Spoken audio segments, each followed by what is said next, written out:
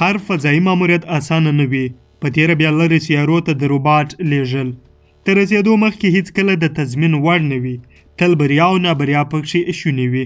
تر اوسه مریخ ته د انسان یوازې 40 سلنه ماموریتونه بریالي سوي دي.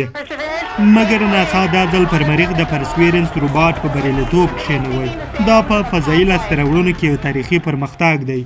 دغه روباټ موټر او کوچنۍ چورلکه د 2000 میلادي کال د جولای پر 13 په یو فضایي بیړۍ کې مخ پر مریخ وتوغول سوه چې له 7 میاشتني سفر وروسته یې یادې سیارې ته ورسېدله.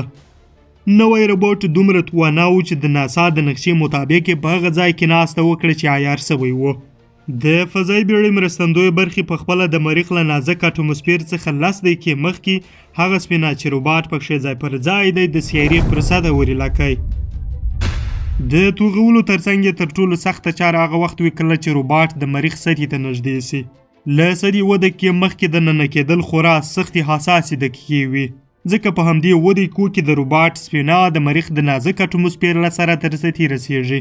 د روباټ وړونکې سپینا د مریخ سطحې ته په ساعت کې شاوخوا د 20,000 کیلومتر په سرعت ورلاوه.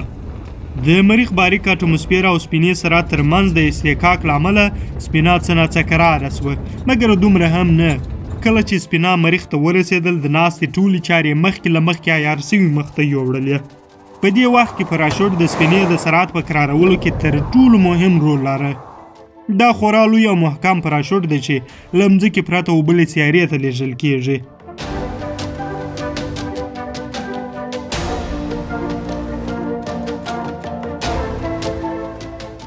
په دې وخت کې نو د تودوخې سپار پوښ له سپینې څخه جلا او د مریخ د سطحې لیدلو دوربینونه خلاص ول. کله چې پرسویرنس خپله دقیقه محاسبه وکړه بیا نو د ناسا کنټرولونکو د روبوټ پراشوټ وشکوی او له سطحې 20 متره لوړې د ستې د مرستندویه برخې راکټونه بل کړه. د همدې ځواک په مټ د روباټ کښېنولو خوندي ځای وټاکل سو او روباټ ناسته وکړه. دا لومړی ځل و چې د یو فضایي ماموریت په ترسره کولو کې د اراضي نقشې څخه کار اخیستل کېږي. په دغه وخت کې د مریخ سطحه سکین سوه تر څو روبوټ پر مناسب ځای د ناستې تصمیم ونیسي. پرسویرنس د همدې نوې ټکنالوژۍ په مرسته وکولی سو چې پر ستونزمنه ساحه ناسته وکړي. روباټ چې پر سطحه ولګېدی مرستندویه برخې خپله رسۍ له روباټ څخه ایله کړه او په یو خوندي ځای کې ځان وغورځوی. نور چې دا روباټ د خپلو کامرو په مټ هر څه پر مریخ ویني دلته به یې خامخا زموږ سره هم شریکوي. د پرسویرنس ناسته د پخواني کیوریاسټي روبوټ په پرتله ګرانه وه. دا نوی روبوټ تر مخکني غاټ او د مختلفو الو لرونکی دی.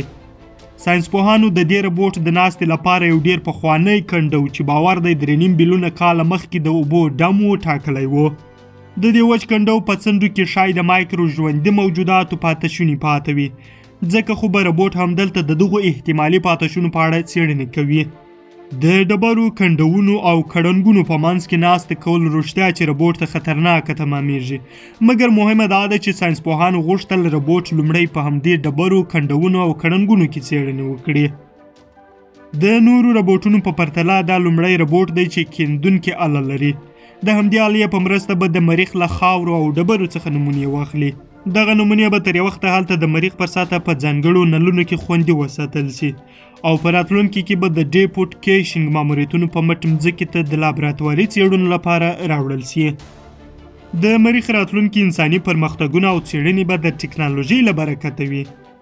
د دغې سیارې اټموسفیر 90% سلنه د کاربن ډای اکساید غازاتو له تشکیل څخه جوړ دی.